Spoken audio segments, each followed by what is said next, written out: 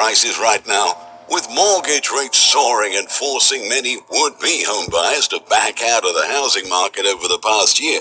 Demand for rentals is at the highest level on record, according to data from Realtor.com. As of January 27th, less than 6% of rental units were sitting vacant in the U.S. rental market. And along with demand, rent prices are still at historic highs despite recent declines seen around the country that range from 2% to 6%. In fact, one new study found that expensive rental costs are now burdening 44 million Americans from all over the nation. For the bottom 10% of income earners, rents are unaffordable in virtually every state of the country. Meanwhile, eviction rates are rising fast, and this time around, there are no policies in place to prevent an eviction tsunami. Advocates alert that the rent crisis is threatening to spark a national catastrophe. That's why, today, we've decided to analyze some incredibly shocking statistics about rental affordability in the U.S. that everyone should know. Before moving on, we kindly ask for your support with a thumbs up, and don't forget to subscribe to our channel and share this video with family and friends. While rent prices are breaking records, wage growth is currently flat. The latest numbers released by the Bureau of Labor Statistics show that weekly earnings for both men and women in the middle class were standing at $1,085 per week as of January 15th.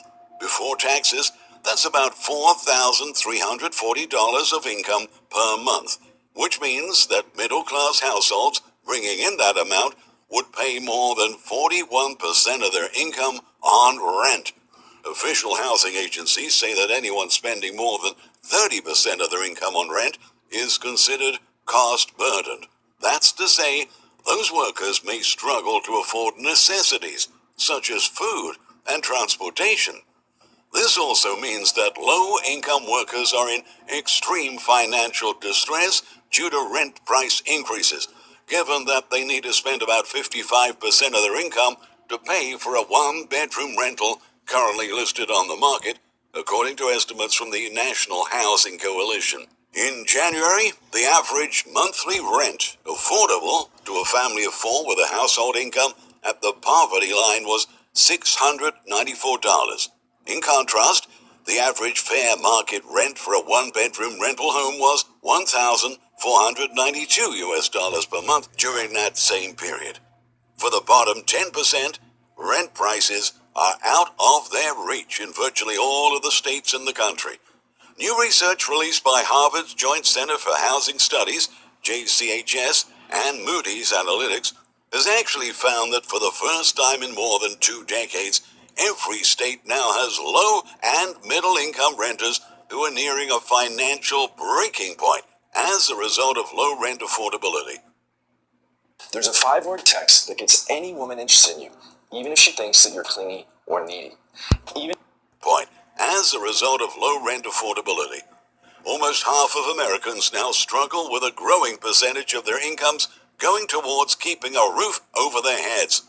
Rising mortgage rates cause many households to be priced out from home buying, would-be buyers to remain renters.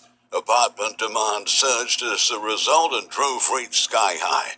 As the disparity between rent growth and income growth widens, Americans feel financially squeezed as wage growth trails rent growth, researchers at Moody's wrote in the report. Harvard's JCHS went a step further by factoring race and poverty into the analysis. Renters living in communities of color and in high poverty and lower income were more likely to experience severe financial problems, it noted. More than 3/5 of renters behind on their housing payments lived in communities of color, while about 2/5 lived in high poverty or lower income neighborhoods, the group concluded. On top of that, the study reports that no states have an adequate supply of housing for low-income individuals, an alarming fact, especially in light of the uptick in the homeless population, which has grown by 32% since 2015. For renters whose income is at or below the poverty level, there's a shortage of affordable rental homes to the tune of 7 million JCHS found. And while new multi-family construction is gaining momentum, most new construction is geared toward middle and upper-income households, researchers say. The National Housing Coalition highlights that people need to earn $24.90 per hour to afford a rental home without spending more than 30% of their income, which is considered a general guideline for a healthy personal budget. But almost one-third, or 32% of the American workforce, earns less than £15 per hour. These workers are in a harrowing position of barely having enough income to cover rent, transportation to work, and food and utility costs. Although the Census Bureau finds that the average middle-class income in 2022 was $70,784, that same figure for low-income earners was only $26,247. This $44,000 income difference reflects the depth of the rental crisis the nation is facing. On average, according to the St. Louis Fed, low-income families owned about 21 cents per dollar of middle-class family wealth.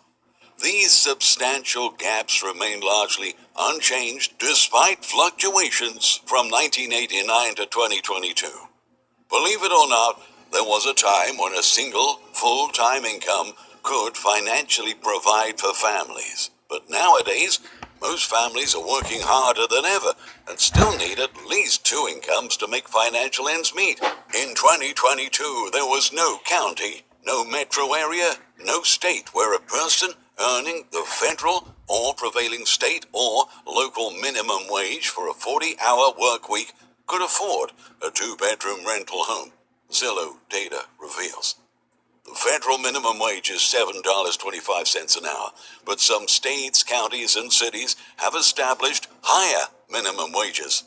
Still, there isn't a single U.S. county where a full-time minimum wage worker can afford a modest two-bedroom rental, analysts have stressed.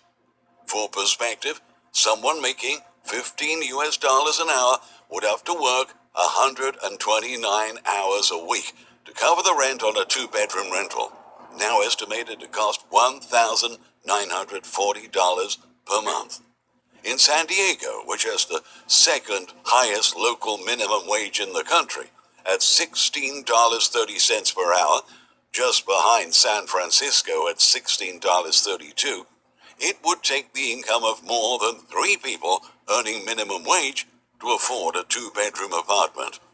The real estate marketplace company said the average one-bedroom rental in America's finest city costs $1,962 a month, and the typical two-bedroom rental costs $2,468 a month. In other words, it would take 2.5 full-time jobs to afford a one-bedroom and 3.2 full-time jobs to afford a two-bedroom rental, according to Zillow. When analyzing the 50 largest U.S. cities, San Diego ranked number 22 for rent affordability based on minimum wage. Overall, 11 cities in Zillow's analysis require 3 or more full-time minimum wage workers to afford the typical one-bedroom rental. In response to these and other issues, a report by the National Economic Council recently issued the Renters' Bill of Rights to promote fairness for Americans living in rental housing. The document calls for safe, quality, accessible, and affordable housing, clear and fair leases, education, enforcement, and enhancement of renter rights, the right to organize, and eviction prevention, diversion, and relief. Over 44 million households, or roughly 35% of the U.S. population, live in rental housing, states the plan. And while Hi.